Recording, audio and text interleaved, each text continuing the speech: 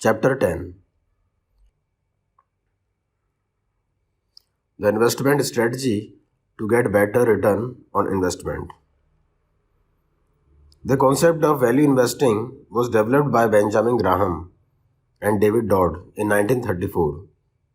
Value investing is a tested philosophy used by stock investment experts like Charlie Munger, Warren Buffett, Peter Lynch, etc.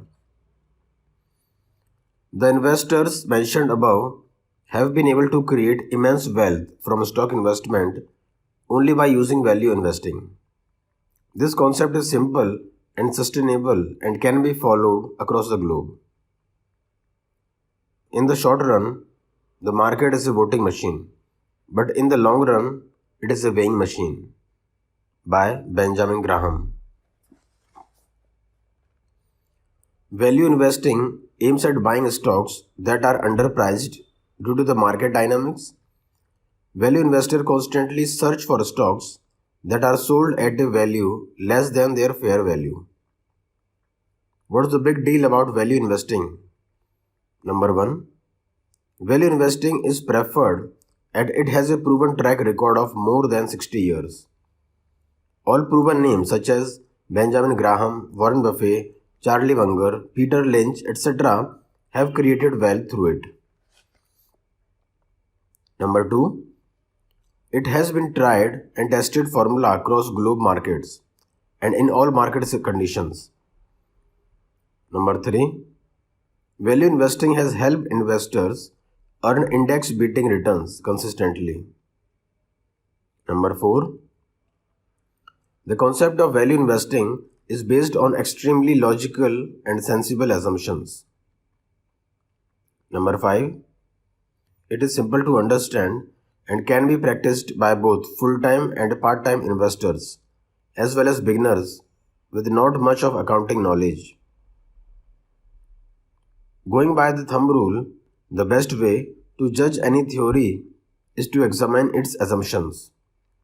Value investing, like most other approaches, has a set of assumptions. Let's analyze those assumptions. Value investing is based on the following assumptions. Number 1.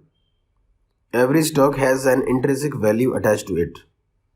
The intrinsic value is the actual value of the company, which is calculated by considering all tangible and intangible aspects of the company. Number 2. Every stock eventually trades around its fair value in the long run. Number 3.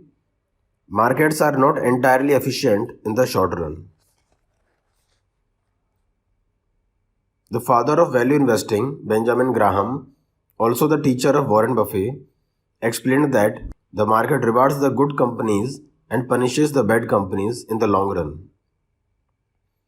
Therefore, it is always suggested to not look at the frequent price fluctuation in stocks while investing. Often it is seen that investors start with good positive intentions, but when they see their friend earning more by doing risky trades, they dump their investing philosophy and start copying others' behavior. Such thing might reward in the short run but prove deadly in the long run. Was your stock purchased a good deal? Ways to find out. The price you pay for the stock is what makes it a good or a bad buy. For example, if you buy an iPhone at a 40% discount, then this is a great purchase. But when you buy the same iPhone for any higher than its labeled price, it becomes a bad purchase. Fortunately, in the physical world, we have the concept of maximum retail price or sticker price, wherein the price of the product is decided by the company that owns it. But in the stock market, the price is decided by the people like you and me, and therefore there is no fixed price that is fair. It is up to the individual to do his or her calculation and decide the fair price of the stock they want to buy. So for investor X, fair price of Pepsodent could be $50, while for investor Y, it could be 10 US dollar.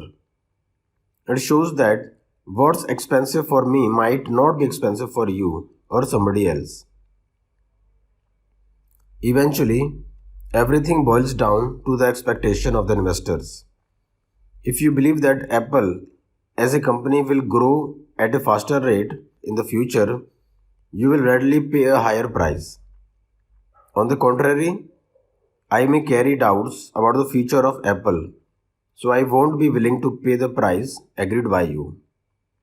Therefore, such expectations make your fair price for buying Apple's share different from mine.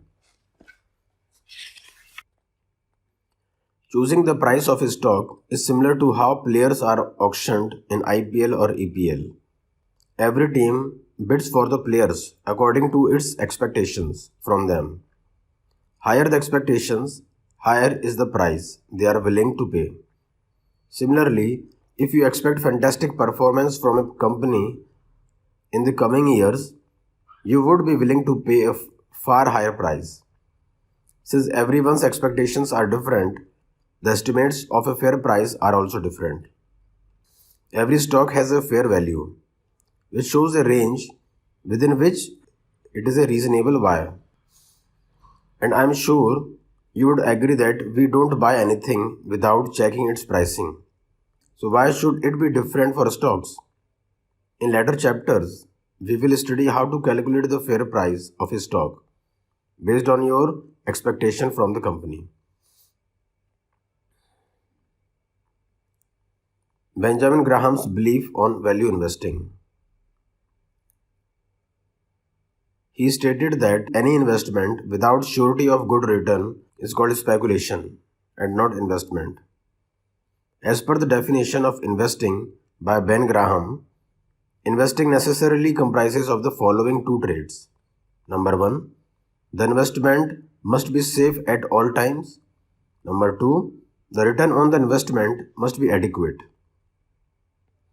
Let us discuss these two traits in detail.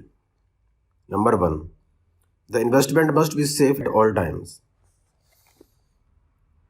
What we as investors understand as risk is often just uncertainty or volatility. We assess risk based on market fluctuation or volatility rather than gauging the actual risk. But when it comes to serious investing, the risk in investing is only when you are not able to achieve the desired returns. It has got nothing to do with current stock price fluctuations. Investment tip: never buy stock by merely looking at the prices. Get into the core analysis to understand the true worth of a company before investing a single penny into it. Number 2, the return on investment must be adequate. Investing, when done for a long time, is considered to be safe. The only concern in long-term investing is whether it brings you adequate return or not. The word adequate cannot be justified, as the expectation of each investor varies. For example, a mere 7% return on FD may be a good investment for me, but the same does not hold for somebody expecting a 20% return on the same value. Hence, for any monetary investment to qualify as investment, it must be free of risk of losing money and it must fetch satisfactorily returns for the investors.